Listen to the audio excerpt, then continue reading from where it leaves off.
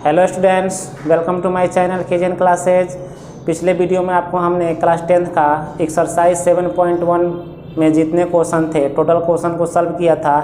अब आपको हम एक्सरसाइज 7.2 के कुछ फार्मूला बताएंगे, उसके बाद आपको 7.2 के क्वेश्चन को सॉल्व करेंगे। देखिए, फार्मूला नंबर 1 बोल रहा है कि जब दो बिंदुओं को मिलाने वाले रेखाखंड m अनुपात m में विभाजित हो तो अंतः विभाजन का जो सूत्र होता है, आपको केवल यही फार्मूला लगाना है, यही फार्मूला पढ़ना है 10th क्लास में। अंतः ये भी पढ़ना है, लेकिन जो NCERT का बुक है उसमें केवल इसी का यूज है ज़्यादा।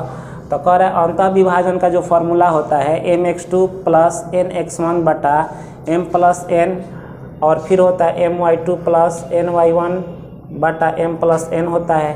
फिर देखिए दूसरा फार्मूला होता है जब दो बिंदुओं को मिलाने वाले रेखाखंड m अनुपात n में बाह्य विभाजित होती है, तो बाह्य विभाजन का जो सूत्र होता है mx2 माइनस nx1 बटा m माइनस n और my2 माइनस ny1 बटा m माइनस n होता है। उसी तरह से एक तीसरा फार्मूला है कि दो बिंदुओं को मिलाने वाले रेखाखंड को कोई अन्य बिंदु के अनुपात 1 में विभाजित करती है, तो उस कंडीशन में ये फार्मूला हम लगाते हैं। और फिर एक सबसे इम्पॉर्टेंट फार्मूला यह है कि दो बिंदुओं को मिलाने वाले रेखाखंड का मध्य बिंदु निकालना हो तो हम लोग x1 प्लस x2/2 और y1 प्लस y2/2 का प्रयोग करते हैं। देखिए ये जो फार्मूला है इस पर 2 नंबर का भी क्वेश्चन पूछे जाते हैं और ऑब्जेक्टिव टाइप भी क्वेश्चन पूछा जाता है। तो इसमें जो 4 फार्मूला आपको हमने लिखवाया है, इसमें सब का सब इम्पोर्टेंट है, लेकिन इसमें जो होता है ये 2 नंबर का क्वेश्चन पूछा जाता है, इसमें भी 2 नंबर का क्वेश्चन पूछा जाता है, इस फार्मूला पर 2 नंबर का क्वेश्चन पूछा जाता है, और इसमें ऑब्जेक्टिव और प्लस 2 नंबर दोनों क्वेश्चन पूछा जाता है। तो चलिए अब चलते हैं एक्सरसाइज में, जो क्वेश्चन है उसको सॉल्व करेंगे। देखिए क्वेश्चन नंबर 1 बोल रहा है कि उस बिंदु के निर्देशांक ज्ञात करें जो बिंदुओं, इसको A मान सकते हैं, नहीं भी मानेंगे तो कोई दिक्कत नहीं है, और इसको B मान लीजिए। कह रहा है जो बिंदुओं A -1 7 और B का जो पॉइंट है, B का जो निर्देशांक है 4 - 3 को मिलाने वाले रेखाखंड को 2:3 के अनुपात में विभाजित करता है। ठीक है ना, उस बिंदु का निर्देशांक निकालना है जो इन दोनों बिंदुओं को मिलाने वाले रेखाखंड को किस अनुपात में विभाजित करता है, 2:3 में। अब देखिए इसको हम हल करेंगे। तो सबसे पहले देखिए हमको x1 का मान निकालना है। x1 का मान बिंदु A से मिलेगा, कितना मिल गया -1, और x2 का मान देखिए B से मिलेगा 4 है। अब हम y1 के मान निकालेंगे, y1 के मान 7 है और y2 के मान कितना है तो -3 है। अब यहाँ देखिए जो अनुपात में है यह m और n देगा, आप इसको m1 या m2 भी मान सकते हैं। तो हम m और n मान लेते हैं। m बराबर कितना 2 है और n बराबर कितना है 3 है। तो लिखेंगे इसलिए अंतः विभाजन, चाहे केवल विभाजन सूत्र भी लिख सकते हैं, कोई दिक्कत नहीं है। तो जो विभाजन सूत्र होगा, अंतः विभाजन वाला सूत्र लगाएंगे हम, अंतः विभाजन सूत्र से या विभाजन सूत्र से। तो अभी आपको फार्मूला मैंने बताया क्या होता है, mx2 प्लस nx1 बटा m प्लस n होता है, और फिर यहाँ हो जाता है my2 प्लस ny1 बटा m प्लस n होगा। अब यह मान हम पुट कर देंगे। तो देखिए m का मान कितना है तो 2 है, x2 के मान कितना है 4 है, n के मान 3 है और x1 के मान -1 है। फिर कह रहा है m प्लस n यानी 2 प्लस कितना हो जाएगा 3 हो जाएगा। फिर अब m का मान 2 ले लेंगे, y2 के मान -3 है और n के मान देखिए 3 और y1 के मान कितना है 7 है। और यहाँ फिर कितना होगा 2 प्लस 3 हो जाएगा। अब इसको आगे बढ़ाएंगे तो 4 दूना 8 प्लस माइनस -3 और 2 3 कितना हो जाएगा 5 होगा, प्लस माइनस -3 दूना 6 प्लस 3 7 21 होगा, नीचे 5 हो गया। अब इसको घटाएंगे हम तो 8 में से 3 गया 5 बटा 5, 21 में से 6 गया 15 बटा 5। तो ये 5 3 15 और ये 5 इकाई 5 होगा। तो हमारा जो पॉइंट निकलना था कितना निकल गया 1 और 3, और यही हमारा क्या हो जाएगा तो आंसर होगा। आइए स्टूडेंट्स देखते हैं क्वेश्चन नंबर 2। क्वेश्चन नंबर 2 में बोल रहा है कि बिंदुओं 4 - 1 और -2 - 3 को जोड़ने वाले रेखाखंड को समत्रिभाजित करने वाले बिंदुओं के निर्देशांक ज्ञात करें। यहाँ देखिए क्या कर रहा है, समत्रिभाजित। अगर मान लीजिए कि 3 को हमको बांटना है 2 भागों में, तो इसको कैसे बांटेंगे, 1:2 में बांटेंगे या 2:1 में बांटेंगे। तो देखिए जो कह रहा है समत्रिभाजित, सम माने क्या होता है, बराबर हो गया, त्रिभाजित माने 3, इसको 3 को क्या करना है, भाजित करना है, विभाजित करना है 2 अनुपातों में। तो इसको 1:2 में बदल देंगे, और नहीं तो 2:1 में बदल देंगे। तो हम दोनों लेकर के चलेंगे, 2 स्थितियाँ यहाँ बनेगी। तो अब देखिएगा इसको जब हम हल करेंगे, तो हल में अगर मान लेते हैं क्या कि अगर हम 1:2 लेकर चलते हैं, तो पहले हम x1 का मान निकाल लेंगे। तो x1 के मान कितना है, 4 है। फिर x2 के मान कितना है, तो -2 है। y1 के मान कितना है, तो आपका दिया है -1, और y2 के मान कितना है, -3 है। और देखिए हम अनुपात वाला लेकर चल रहे हैं 1:2, तो m का मान कितना होगा, 1 होगा, और n का मान कितना होगा, 2 होगा। तो लिखेंगे इसलिए विभाजन सूत्र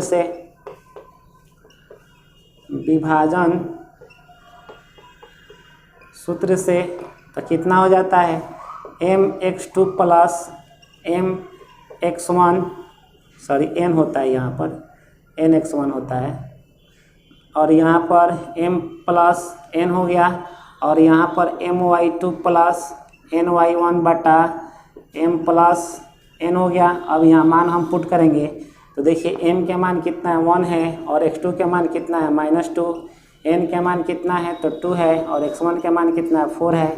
अब इसको m का मान 1 है और n के मान 2 है, फिर यहाँ पर m के मान 1 इंटू y2 के मान -1, और n के मान 2 है, और y2 के मान आपका देखिए -3 है। y2 के मान कितना है, -3 है, और n के मान 2 हो गया, और y1 के मान कितना है, -1 है। फिर नीचे 1 + 2 होगा।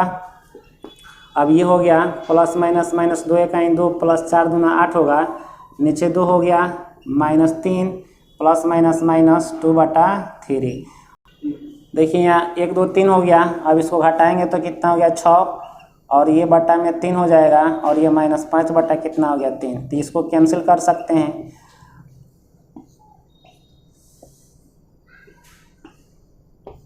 और इसका जो मान मिलेगा, वैल्यू मिलेगा 2 और -5/3। तो देखिए जो समत्रिभाजित बोल रहा था, तो अनुपात हम लोग कितना लेकर चल रहे थे, 1:2। इस पर हमारा जो आंसर आएगा इतना आएगा। अब इसके बाद हम लोग क्या करेंगे, 2:1 पर बनाएंगे। देखिए अब अनुपात हमको कितना लेना है, 2:1 लेना है। तो यहाँ वैल्यू चेंज हो जाएगा, m का जो मान होगा 2 होगा, और n के मान कितना हो जाएगा, 1 होगा। अब ला करके हम क्या करेंगे, यहाँ पर मान को रख देंगे। तो m के मान देखिए 2 है, और x2 के मान आपके पास कितना है, -2, और प्लस n के मान 1 है, और x1 के मान कितना है, 4 है। अब m के मान कितना रखेंगे, 2 और प्लस 1 हो गया। फिर यहाँ पर m के मान हम 2 रखेंगे, y2 के मान कितना है, -3 है, n के मान 1, और y1 के मान कितना है, -1 है। और यहाँ पर आपका कितना हो जाएगा, 2 और प्लस 1 हो जाएगा। तो देखिए ये हो गया -4 और +4, नीचे 2 कितना हो गया, 3 हो गया, -6 प्लस माइनस -1 होगा, और नीचे 3 हो गया।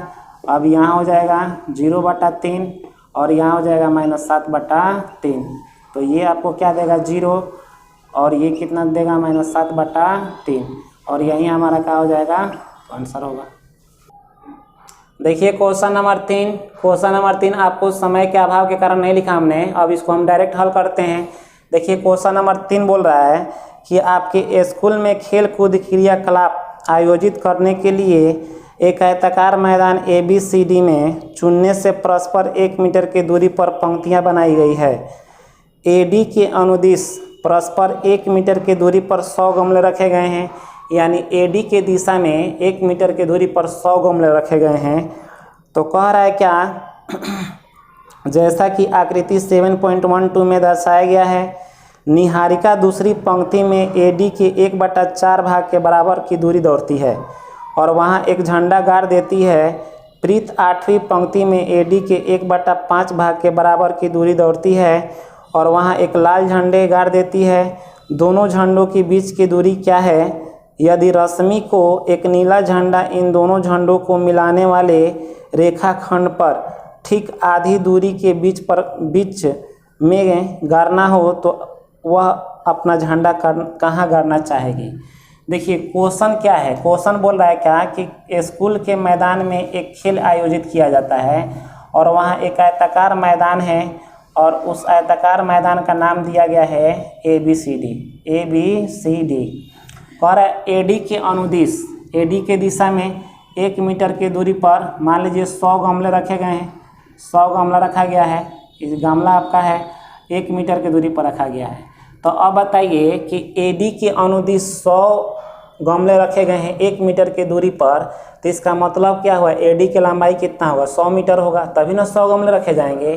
तो क्वेश्चन कह रहा है निहारिका क्या करती है, दूसरी पंक्ति में AD के क्या करती है 1/4 भाग पर अपने झंडे को गाड़ देती है।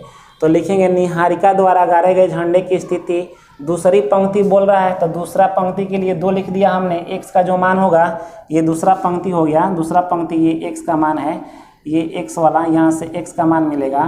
तो हम क्या करते हैं दूसरी पंक्ति के लिए यहाँ 2 लिख देते हैं, x का मान हो गया। और फिर कह रहा है क्या कि AD के अनुदिश, AD के दिशा में 1/4 पर क्या करती है अपने झंडे को गाड़ती है। तो AD के बीच की दूरी कितना हो गया, 100 मीटर हो गया, मीटर हमने नहीं लिखा है यहाँ पर, और उसका 1/4, तो 4 से इसको डिवाइड करेंगे तो 25 हो जाएगा। यानी निहारिका द्वारा गाड़े गए झंडे की जो निर्देशांक होगा, जो स्थिति होगा 2 और 25 होगा। फिर कह रहा है क्या कि प्रीत 8वीं पंक्ति में AD के अनुदिश 1/5 भाग में क्या करती है, झंडे को गाड़ती है। तो AD का वैल्यू 100 है और इसका 1/5 इसको डिवाइड करेंगे तो 20 हो जाएगा, यानी 8 और 20 हो गया। तो क्वेश्चन कह रहा है क्या कि दोनों झंडों के बीच की दूरी क्या होगी, दोनों झंडों के बीच की दूरी क्या होगी। तो लिखेंगे यहाँ पर, इसलिए दोनों झंडों के बीच की दूरी, तो आपको पिछले वीडियो में हमने दूरी का सूत्र बताया था। तो देखिए इसमें होता है x1 - x2 का whole square plus y1 - y2 का होल स्क्वायर। तो देखिए x1 का मान कहाँ से मिलेगा, x1 का मान 2 हो गया, x2 का मान कितना हो जाएगा 8 हो जाएगा, और यहाँ y1 के मान 25 है और y2 के मान कितना है 20 है। अब इसको हम घटाएंगे तो कितना हो गया -6 का होल स्क्वायर, और ये घटेगा तो 5 का होल स्क्वायर। अब ये देखिए हो गया 36 और ये हो जाएगा 25, तो इसको जोड़ देंगे तो कितना हो गया 61 हो गया। दोनों झंडों के बीच की दूरी कितना हो गई 61 हो गया। अब कह रहा है क्या कि जो रश्मि है वो क्या करती है, दोनों झंडों को मिलाने वाली रेखा के मध्य बिंदु पर एक अपना झंडा गाड़ती है। तो उसको वो जो झंडा गाड़ती है उसका निर्देशांक क्या होगा। तो लिखेंगे कि रश्मि द्वारा गाड़े गए झंडे की स्थिति,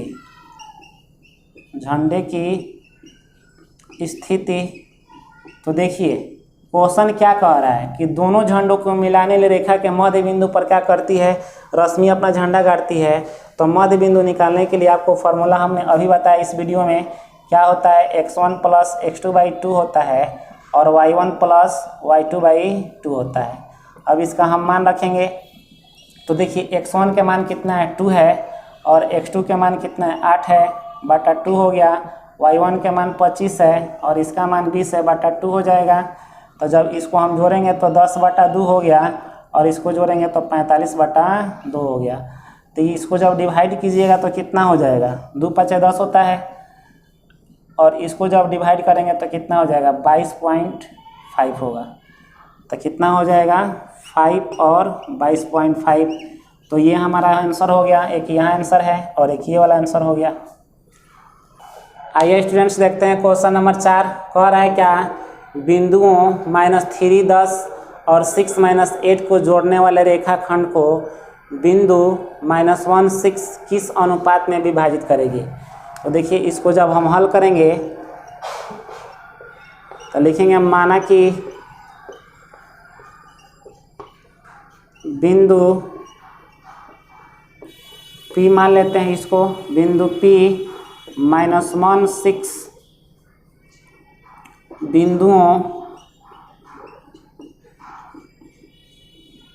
इसको A मान लेते हैं, a माइनस 3/10 और b 6 माइनस 8 को k अनुपात 1 में विभाजित करती है, k अनुपात 1 में विभाजित करती है।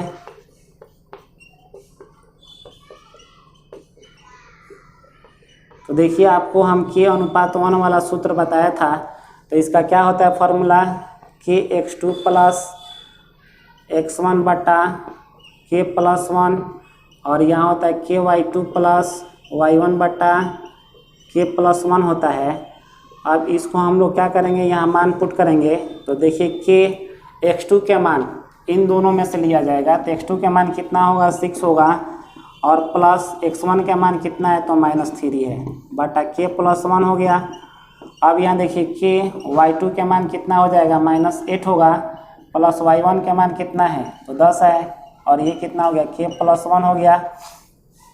अब ये हो गया 6k -3 यहाँ हो गया k प्लस 1, यहाँ होगा -8k प्लस 10 k प्लस 1। तो देखिए ये जो वैल्यू निकल रहा है यह x निर्देशांक वाला है और ये y वाला है। अब देखिए बिंदु P में x का जो वैल्यू है कौन होगा -1 होगा और y का वैल्यू कौन होगा 6 होगा। तो अब क्या करेंगे x वाले को x के बराबर हम करेंगे, तो यहाँ लिखेंगे कि इफ़ 6k -3 बटा k प्लस 1 बराबर कितना हो गया -1 हो गया। अब इसके नीचे 1 रखिए, क्रॉस मल्टीप्लाई कर देंगे तो इतना हो जाएगा और ये देखिए -k प्लस -1 होगा। अब ये हो गया 6k और प्लस इसको लाएंगे इधर तक k होगा, यहाँ -1 और प्लस कितना हो गया 3 हो गया। तो अब इसको जोड़ देंगे तो कितना होगा 7k होगा, 6k या प्लस 1k 7k होगा और ये घटेगा तो 2 हो गया। तो k का मान हम जब निकालेंगे तो 2/7 होगा। अब बताइए k के नीचे कुछ नहीं तो क्या है 1 है, तो जब इसका अनुपात हम निकालेंगे तो k अनुपात 1 बराबर 2 अनुपात कितना हो गया 7 हो गया। अब एक बार क्या करेंगे हम फिर लेकर चलेंगे y वाले वैल्यू को, तो y वाला वैल्यू देखिए कितना है, इफ़ 8k प्लस 10 बटा k प्लस 1 है और इस पॉइंट में इसका निर्देशांक कितना है तो 6 है, इसके नीचे 1 रखेंगे, गुणा करेंगे तो -8k प्लस 10 6k प्लस 6 होगा। अब यहाँ हो गया -8k और इसको इधर लाएंगे तो कितना हो जाएगा -6k होगा 6 हो गया। इस 10 को ले जाएंगे उधर तो माइनस में 10 होगा, इसको जोड़ देंगे तो -14k होगा और ये घटेगा तो -4 होगा। तो जब k का वैल्यू हम निकालेंगे तो -4 बटा कितना हो गया -10 हो गया, ये कट जाएगा 2 दूना 4 और दूसरा थे 14, तो यहाँ कितना मिला k बराबर 2/7 मिला। तो k के नीचे कुछ नहीं तो 1 है, जब इसका अनुपात ज्ञात कीजिएगा तो k अनुपात 1 बराबर 2 अनुपात कितना आ गया 7। तो देखिए दोनों कंडीशन में हमारा जो वैल्यू आ रहा है कितना आ रहा है 2:7 आ रहा है और यहीं हमारा क्या हो जाएगा तो आंसर होगा। स्टूडेंट्स आज के वीडियो में बस इतना ही, बाकी का क्वेश्चन अगले वीडियो में बताएंगे। उम्मीद करता हूँ कि वीडियो आपको समझ में आया होगा। वीडियो समझ में आया है तो लाइक और ज़्यादा से ज़्यादा शेयर करें।